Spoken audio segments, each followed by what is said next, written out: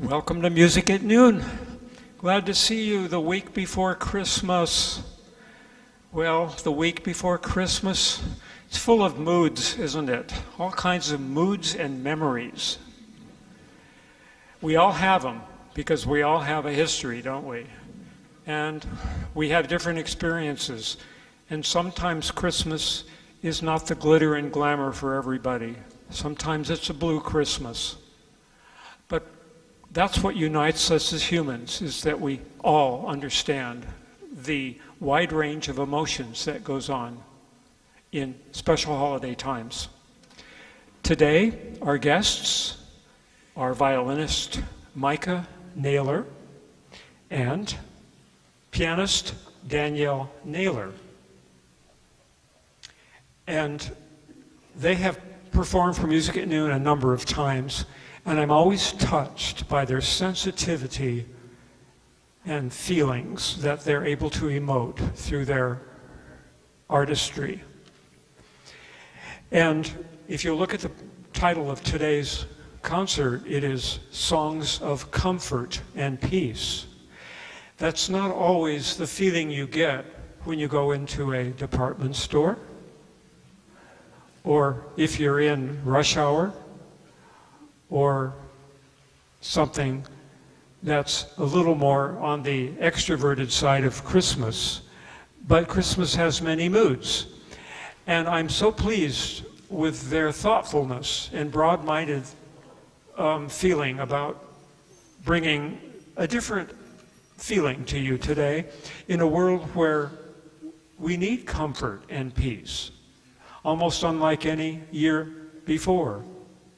So they have chosen wonderful repertoire, some of it familiar, some of it not so familiar, some from the Christian tradition, some from the Jewish tradition.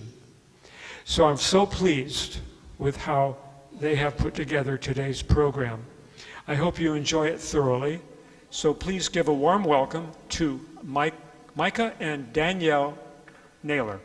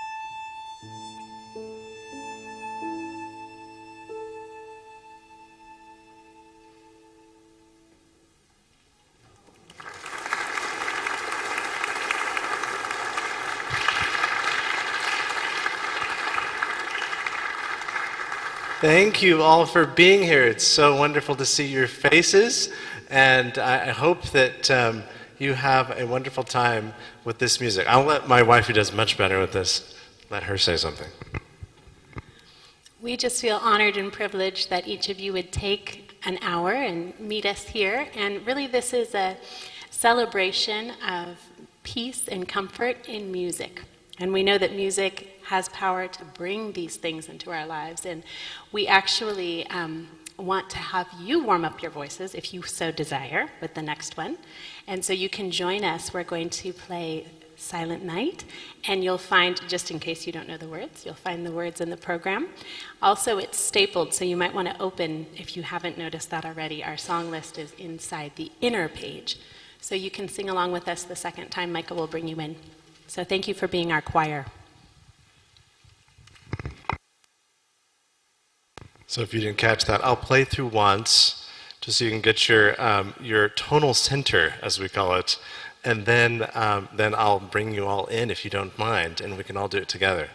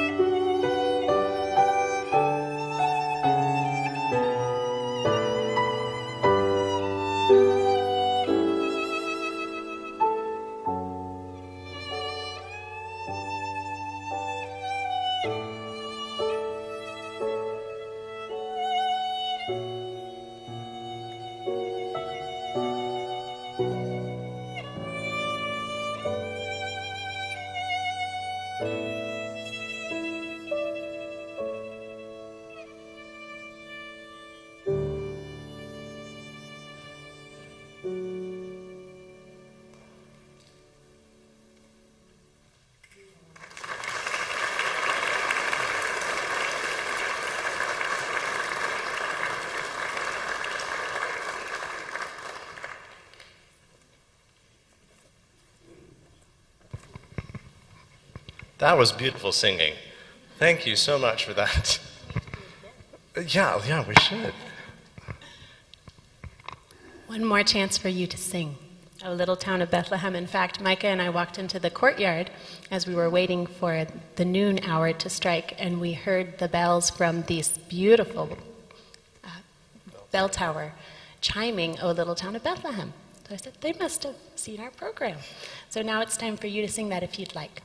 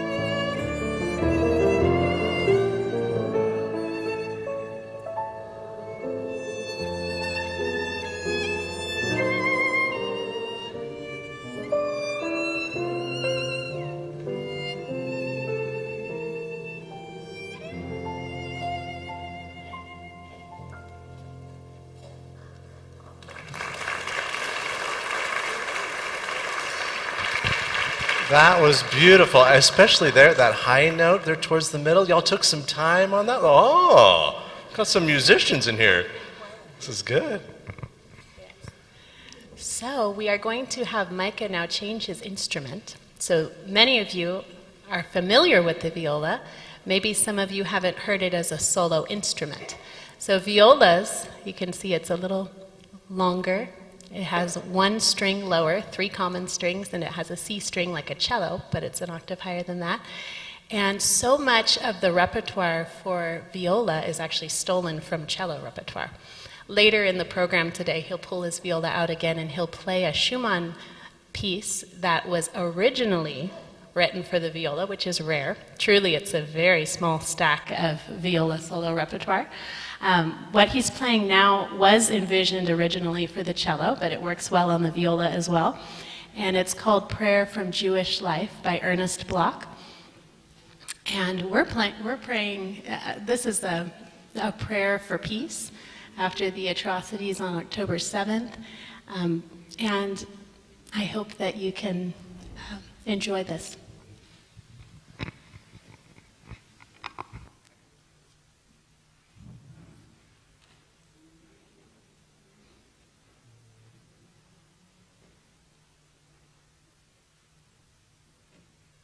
Yeah, I just wanted to add to that. So I think our cry is that that peace that passes understanding, right? Peace that doesn't even make sense would just come, not over just even this place, but just come over the world, right? And so that is hopefully our prayer as we play this. You can hear there are times in there where you hear just like anguish, right, in this piece, and then there are other times where I think you hear hope, and so yeah, it's I hope you enjoy it.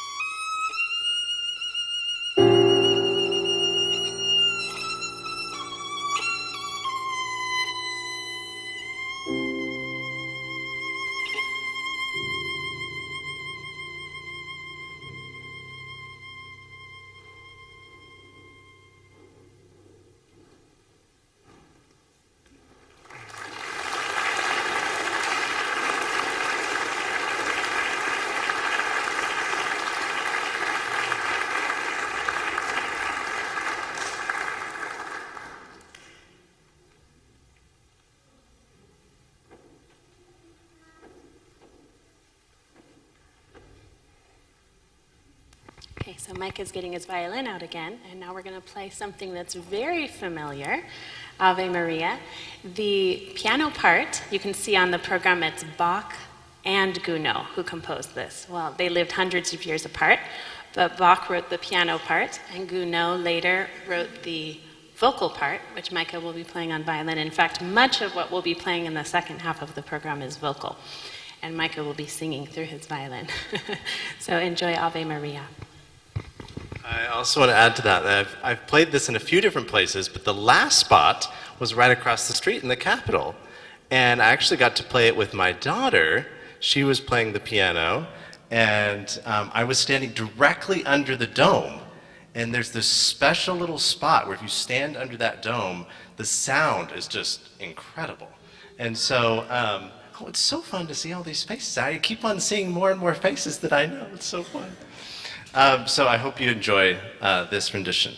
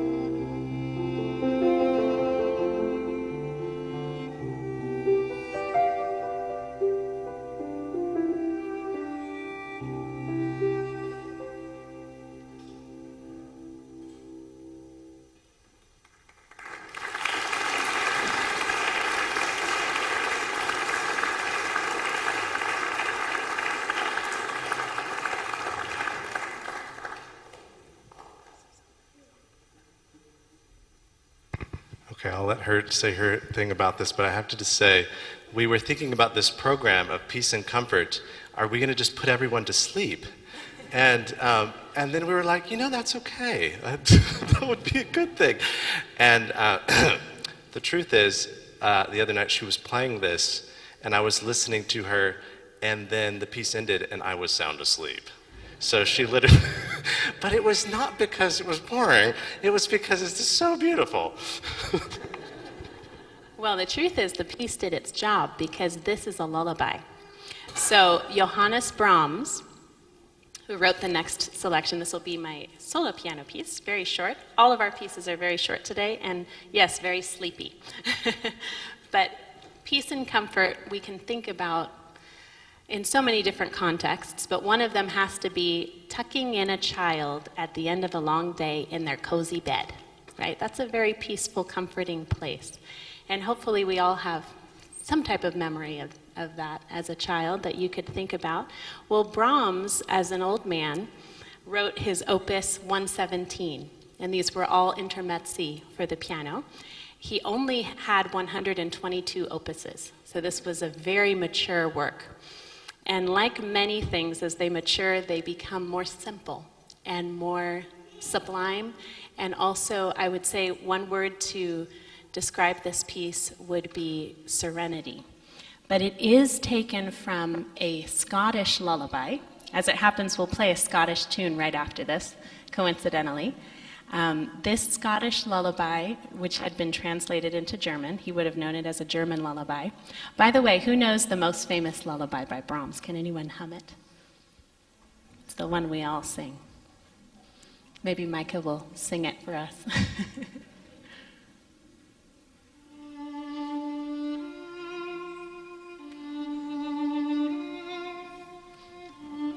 Yes, that's right. That's also Brahms.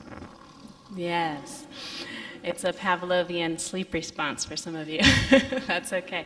This is a different lullaby, and the text, had we been singing it in English, would say, "Sleep softly, my child, oh gently sleep. It grieves me so to see thee weep." And when it comes to Brahms, even his Opus 1 was close to perfect. He burned everything he didn't love. So by the time he was ready to publish his Opus 1, it was wonderful. And this is Opus 117. I want you just to feel bathed in the serenity of this lullaby. And it's okay if you fall asleep. I don't mind. I won't take any offense.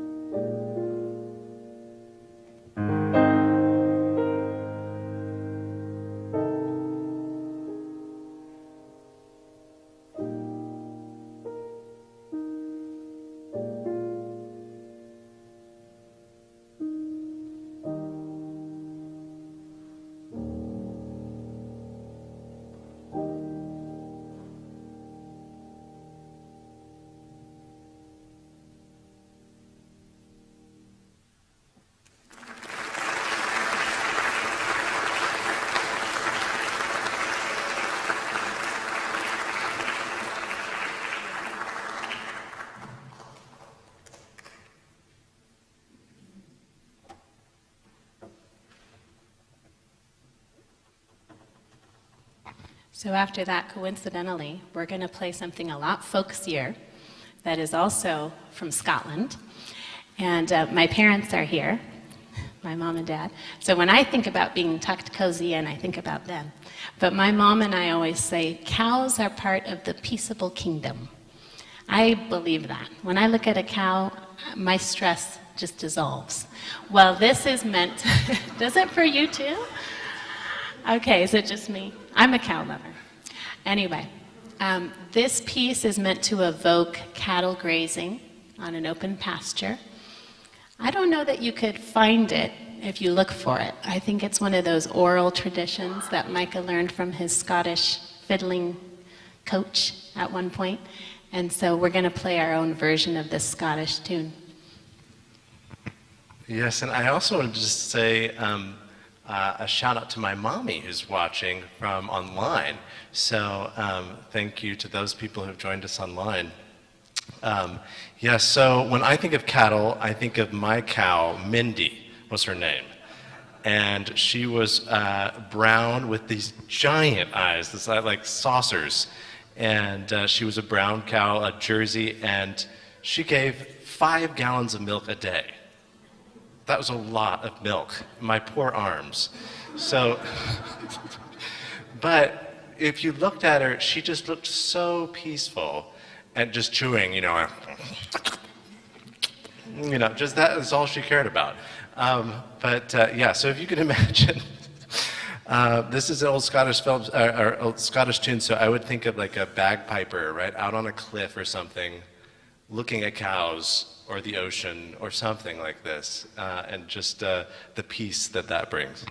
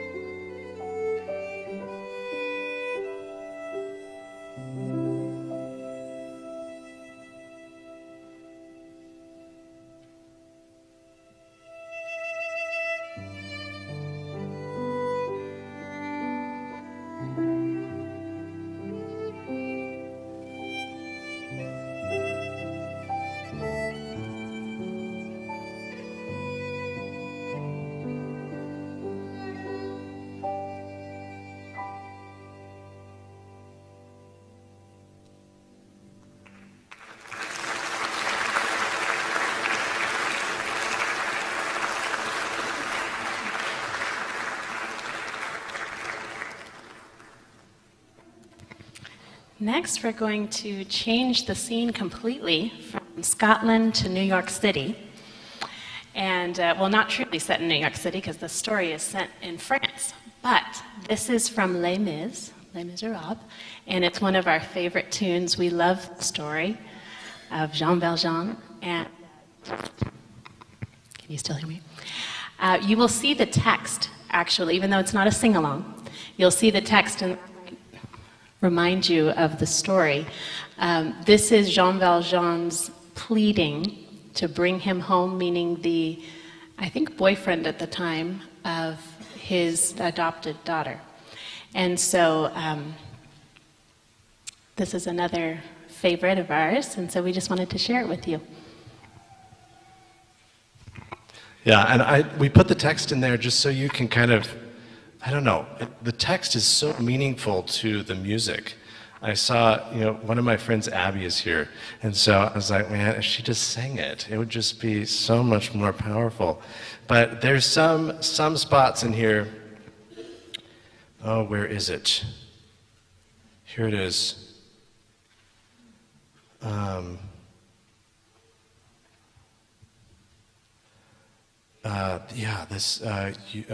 How does it go? He is. You can give. Let him be. Let him live.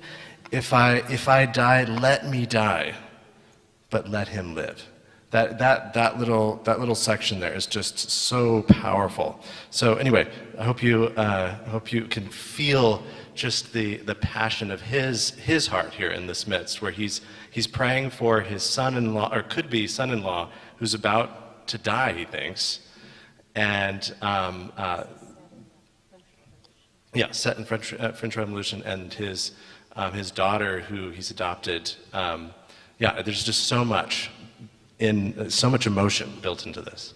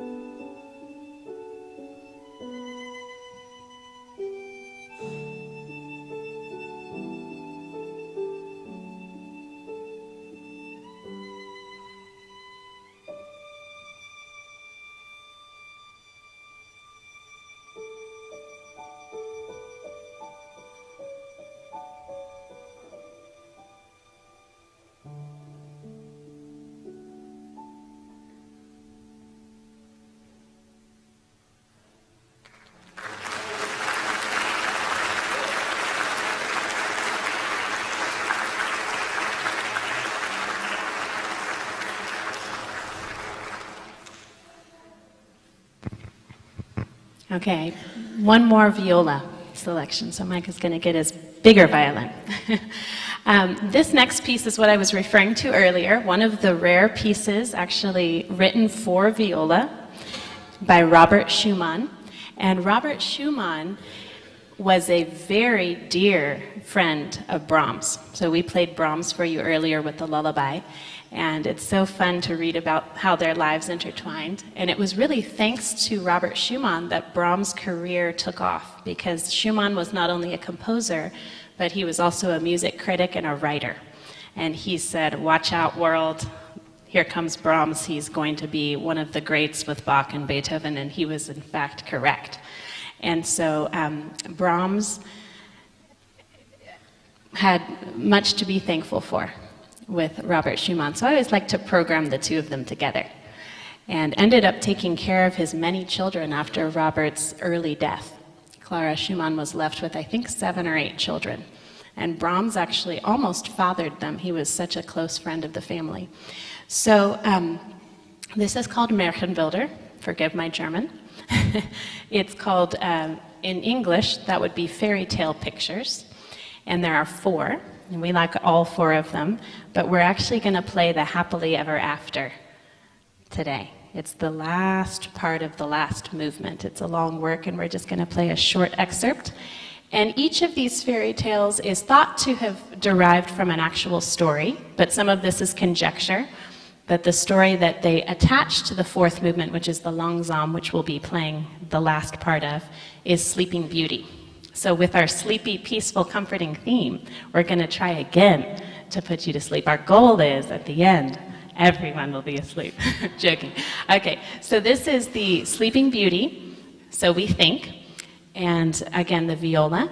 And think about this as the comfort that you might receive at the end of a great story. And they all lived happily ever after. That's what this is.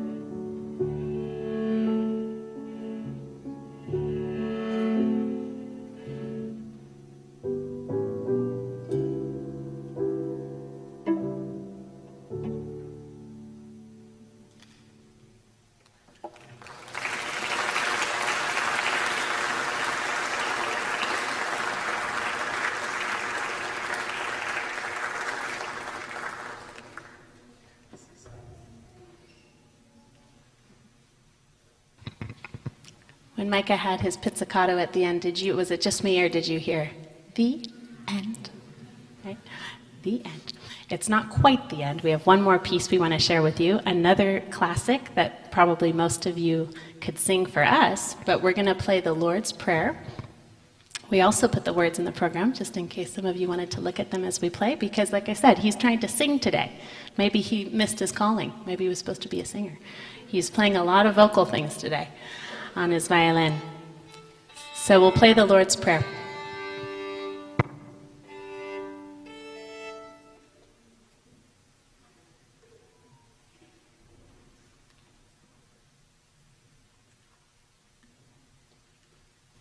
So, do you want a little behind the scenes story? Okay. This is a little bit of, well, first I wanted to tip the hat to Andre Bocelli for this arrangement. This is his arrangement. And I don't know, anyone else love Andre Bocelli? Like that voice, I don't know, it's just so awesome to me. But he was in town, he comes here to Sacramento, like I think almost every year. And this is just a kind of like a little side note. So at like 2 a.m., I got a text, and I picked it up at like 2:30 a.m. So that was a long time, right? At 2:30 a.m., I answered my text, and the text was, "Andre's in. We need a couple more violinists. Would you play?" And I immediately texted back, "Yes, of course." And too late. It's already been taken. So this desperate people want to play for Andre. I mean, it's such a special sound. So anyway, tipping the hat to him. I hope you enjoy this.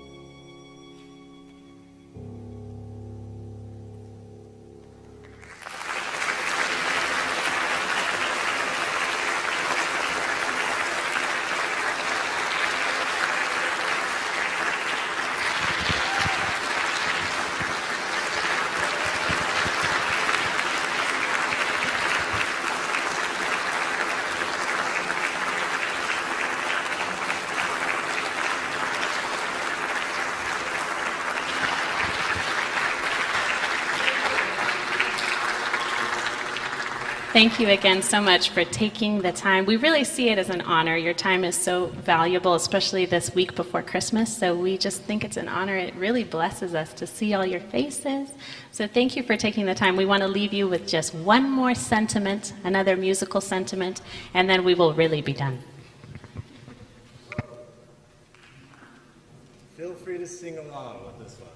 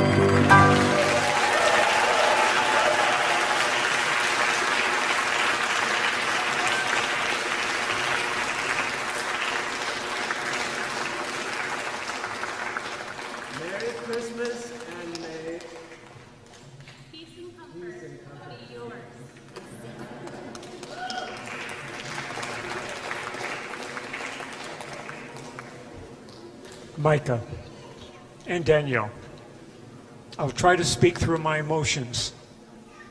You are a team. You are molto espressivo in every way. I don't need anything else for Christmas. That's all I need. You have filled my heart, and I think you've done the same for them. We couldn't ask for more on the week before Christmas. I've never known anyone who can take rubato to the extreme the way you do. Rubato means he can stretch things to their ultimate destination for satisfaction. You give me so much musical satisfaction, and we want you back. And not a year from now, but sooner than that.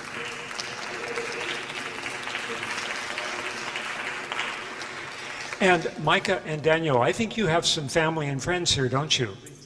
Would the family and friends please be seated if you are not a family and friend, a family member of the Danielle and Nalers.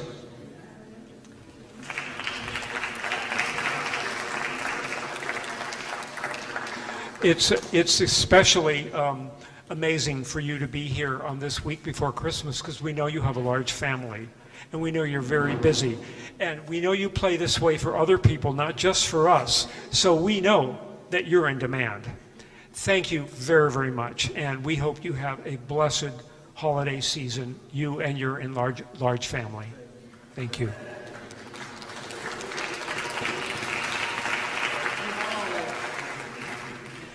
It's been wonderful to see your faces for the last 12 months. We hope we see your faces in the next 12 months. We won't see you again until the 10th of January. I think it's Jiamo Chen and Kirsten Smith. Do I have that right? So hope to see you then. Have a wonderful, safe holiday season. Bye for now.